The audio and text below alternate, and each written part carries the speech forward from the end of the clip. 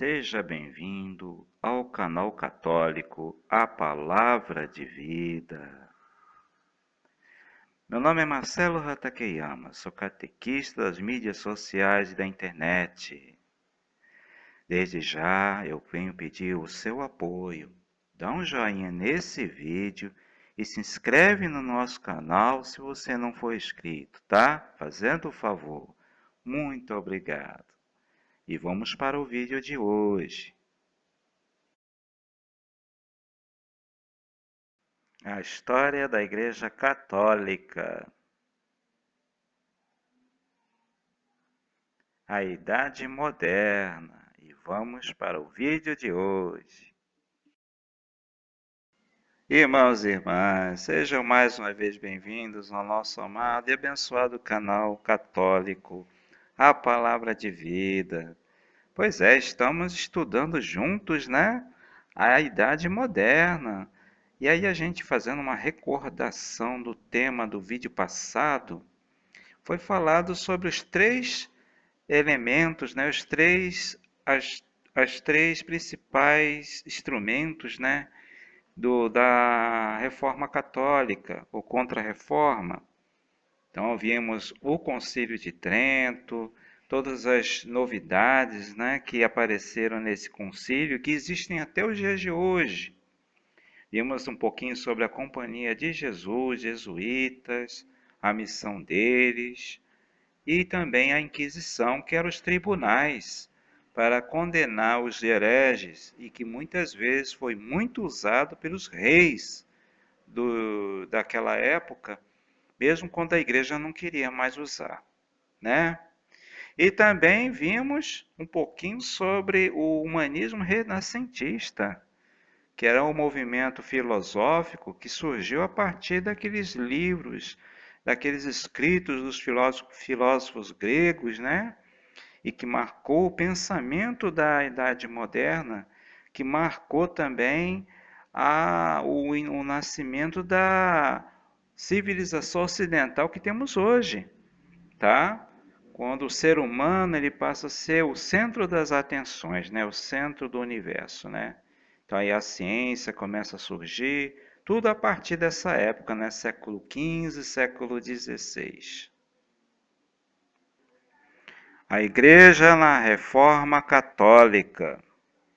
Então, irmãos e irmãs, o vídeo de hoje é a continuação do assunto do vídeo passado, e vai assim mostrando as consequências do que foi a Reforma Protestante e a Contra-Reforma. Então a gente continua aqui na página 370 e depois na página 371, tá? Assim diz o livro: a reforma religiosa foi um movimento que foi no início da época moderna, né, 1453 a 1789. Provocou três grandes transformações. Quebrou a unidade da Igreja, pôs em dúvida a autoridade do Papa e negou dogmas, ou seja, verdades religiosas fundamentais. No século que se seguiu ao Concílio de Trento, é enfatizado de modo predominante o caráter militante da Igreja. Na Idade Média, tudo estava em paz. Com a chegada do protestantismo, a Igreja armou-se, entre aspas, para defender-se. Na política, assistimos às tentativas do poder civil em dominar pelas armas as heresias. A fé defendida pela espada era sinal de como a religião era considerada a base da vida social. Atacar a ortodoxia, ou seja, os ensinamentos verdadeiros da Igreja Católica, significava abalar os alicerces da sociedade. A Europa foi dividida entre católicos e protestantes. Gente, porque praticamente a gente vê que aos poucos a religião passa a ser como se fosse uma ideologia política, entendeu? Então, os reis, as autoridades daquele tempo, ou eram protestantes ou eram católicos, né? Então cada um defendia sua bandeira, era dessa forma, tá? Vamos continuar.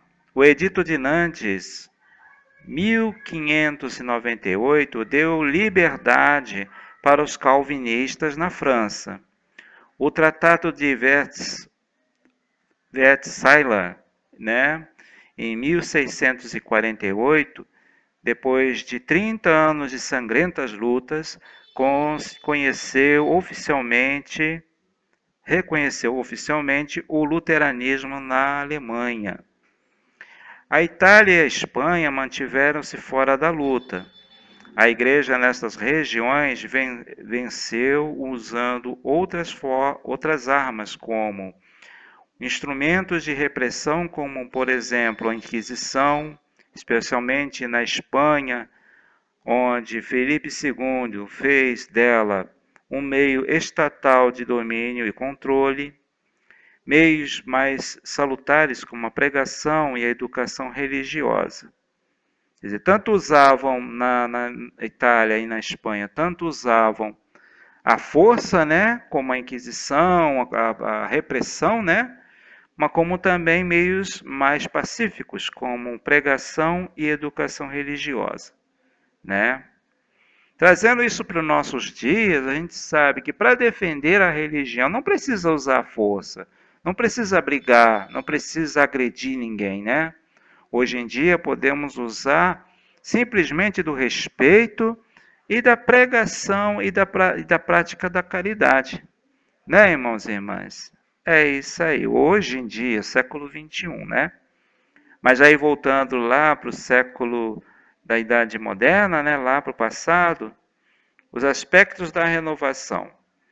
Externamente, a Igreja de Trento ofereceu a imagem de uma organização poderosa, bem consciente do seu prestígio e poder. Nós vimos, né, o Concílio de Trento, tudo que foi definido, e muita coisa que foi definida no Concílio de Trento existe até os dias de hoje dentro da igreja, né?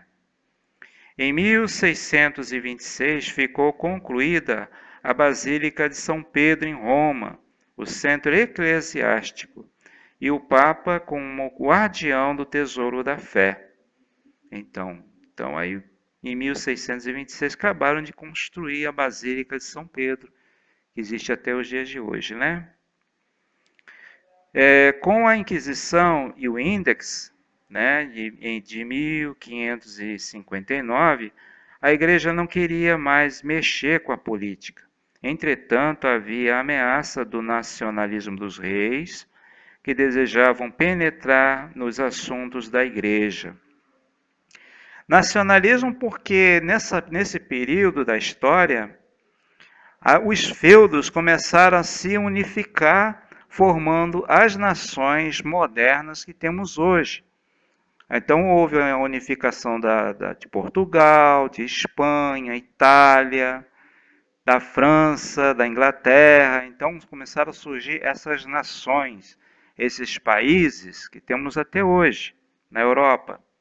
E os reis eram absolutistas, ou seja, eles mandavam em tudo dentro daquele território, né? Então, e eles queriam também, né, se meter na igreja, mas já foi definido no Concílio de Trento que eles não vão mais se meter nos assuntos da igreja. A vida espiritual da igreja concentrou-se nesta época no mistério do homem, portador do pecado original, mas capaz de erguer-se e de ir ao encontro de Deus. Que bom, né? Há um reflorescimento da teologia, marcado pela apologética, a defesa da verdadeira fé contra as novas tendências protestantes. A vitalidade interna da Igreja ainda se manifesta nas missões iniciadas fora da Europa e na atuação dos santos.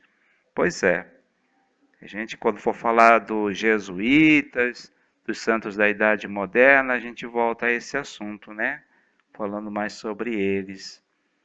Então, irmãos e irmãs, esse foi o vídeo de hoje, vendo como era a briga entre católicos e protestantes depois que houve a Reforma Protestante, né?